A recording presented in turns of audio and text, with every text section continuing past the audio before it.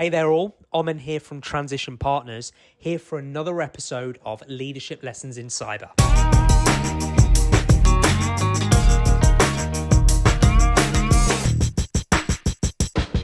Hi Brittney, how are you doing? I'm doing good. How are you? I'm good. Thanks for coming on to this podcast today. I know we were speaking on LinkedIn and was really keen to, after viewing your profile, speaking to you a little bit on LinkedIn, understanding a bit about your journey, because we're doing a sort of campaign now around Ada Lovelace Day, which of course is around women in STEM topics.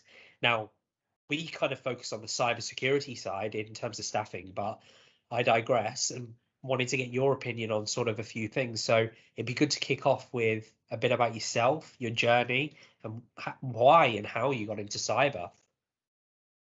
Sure. So I'm Brittney Harrell. I am currently the Director of Security at Zelis Healthcare. We're a cost containment organization. I've spent the majority of my career in healthcare, a little bit on the finance side, but I would say that I have a very non-traditional journey when it comes to career pathing, which I think is the norm now. Like pretty much everyone else, I did not know what I wanted to do straight out of high school. I don't think many people really do. I've always gravitated toward tech. So, and I'm going to age myself here. I remember, making my own MySpace pages and learning very basic code development, for fun. So I thought, well, let me go into graphic design on more the marketing side. And I did that for a year or so and decided it really wasn't for me. I ended up going more into what I would call the administrative space. So I supported, high-level executives from like a secretarial standpoint, kind of to get my feet wet to decide what I wanted to do. I still continued to gravitate back to that tech. So I ended up kind of moving more into the client management side, but heavy on the more technical aspects of it. And, I think I'm unique because every job that I did, I actually really loved. So I'm not sure what that means. Maybe I just like to be challenged. But I was lacking a passion, I think you could say. So where I really started gravitating towards security officially was at my current organization at Zelis, which I've been here for almost 10 years. I worked for our CTO at the time, and he gave me a project on the side of my desk, which was a HITRUST certification. So in the healthcare space, HITRUST is one of the top certifications for security and tech to prove that, we really have the right security posture in order to be in the industry that we're in, because we have such high level protected information in our industry. And that is where I found my passion. That's where I truly fell in love, was through HITRUST. It's technically an audit, so I think you could say I fell in love with audits, which is not something you hear from many people. But that being said, I started to branch out into learning some of the cyberspace areas. And I actually decided to go back to school, and I got my degree in cybersecurity and risk management because of that. So I did not know out of the gate that this is what I wanted. This is just naturally where I ended up. And I think, a question that we didn't prepare for, you obviously being an executive assistant to C-level people in the organization.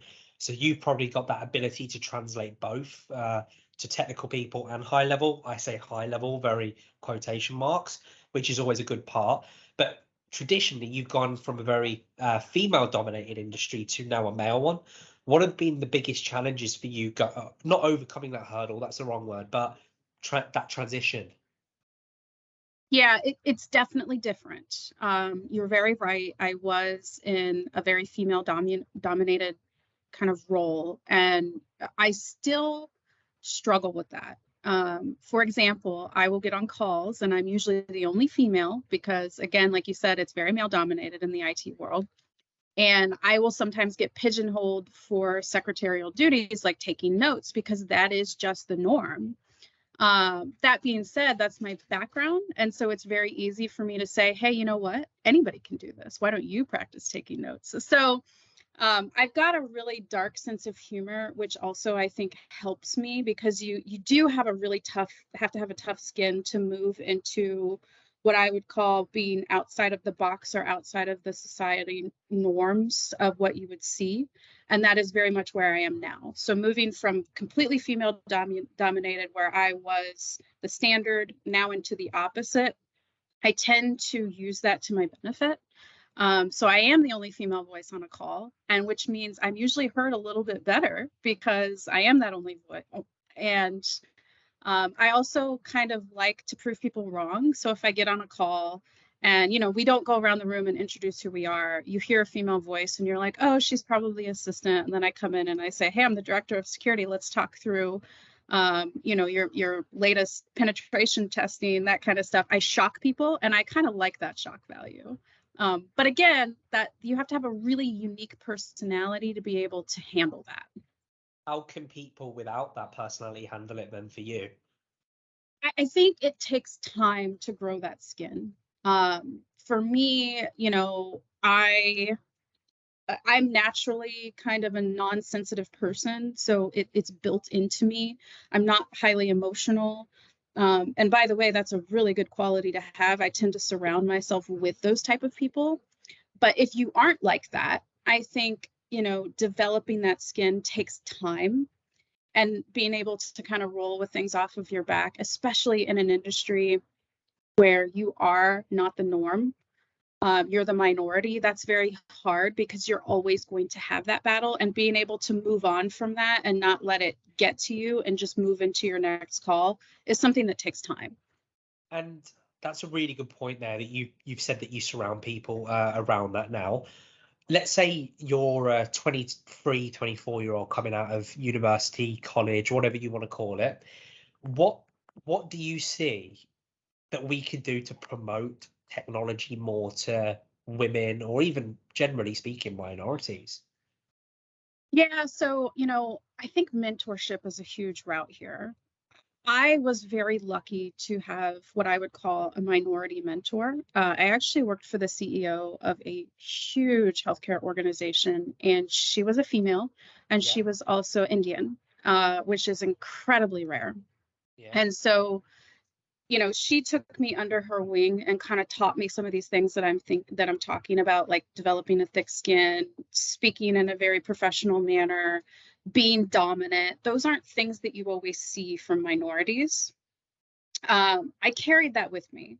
And so I tend to also carry that below me as well, of saying, hey, you're fresh out of college. Let's talk through what it looks like to be a female here. I think having that representation from somebody at my level, and even the level that I experience, kind of lets females, especially in college, know, hey, this could be a potential path for me. Whereas before, it wasn't even on their radar. And no, thank you for that. And actually, you've mentioned there around your current role. You're obviously now a director where you oversee, manage a team. And this is not specific to women, right? This is more about your personality and approach to things. When it comes to mentorship, how do you approach that mentorship? What's your style there? So I tend to be let me adjust based on this person. You cannot, and I'm a perfect example of this, you can't fit everyone into a perfect little box. So, some of my team members are very structured. They need very structured conversations. They want to know exactly what is coming up for the week. That is not my default. I am, like we kind of talked about before we started recording, I'm a very just, let's dive in, let's go, let's see what happens.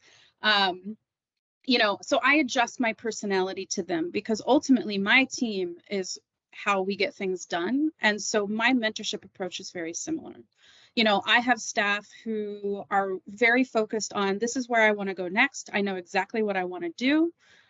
So we talk through, okay, let's get you some certifications, let's get some education, let's talk through that. And then I've got other sides where they say, you know what, I don't know what I want to do. I want to figure it out. And so we have sessions to say, well, you seem to be pretty interested in this. Let's talk through this. And we just kind of take that journey together, I would say. I like it. And if I were to say to you today, you're 23 years old again, you're starting not into security, because you started a bit later than that, but you're 23 years old, you're starting in security now. What advice would you give to yourself and other people? Yeah, that's a question. My advice would be to really immerse yourself in learning. And I do that now. So the probably why I like security and healthcare as much as I do is it's constantly changing. It's an evolution. There are some industries that, stay pretty static, and that's not security.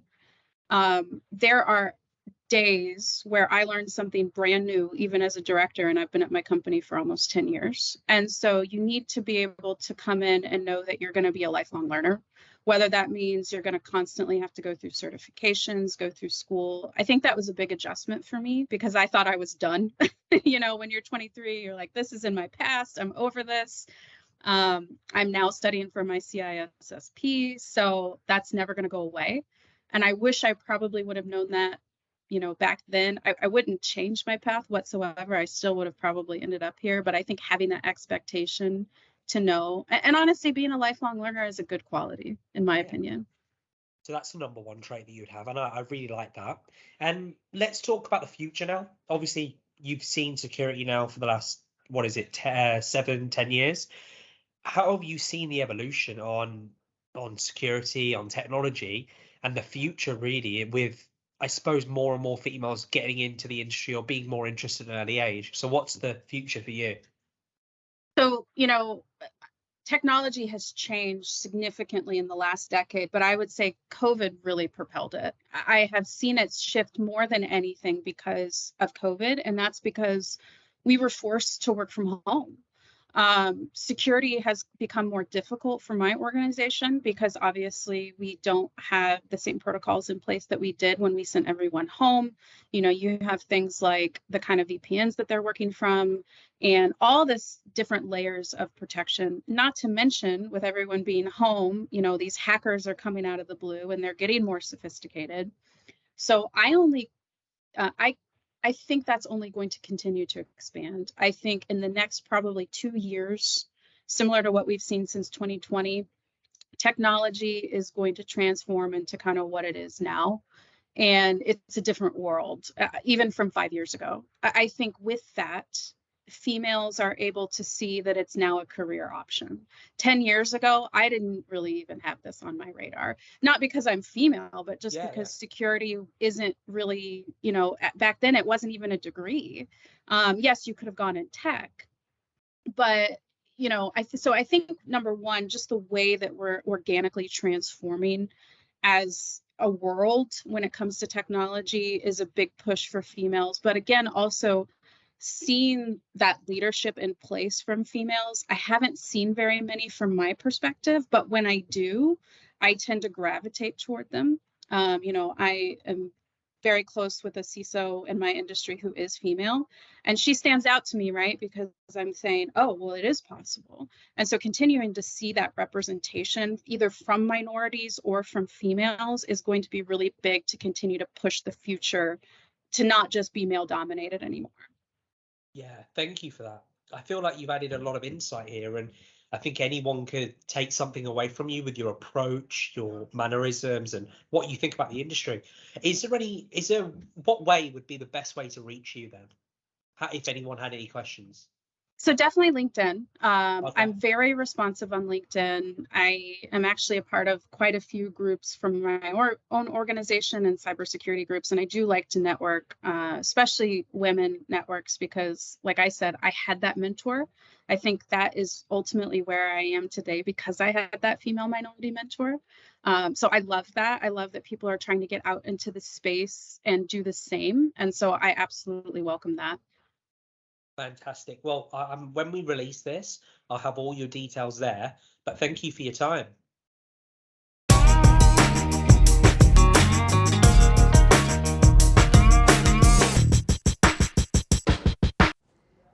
Thanks for listening to Leadership Lessons in Cyber. I look forward to seeing you all on the next episode.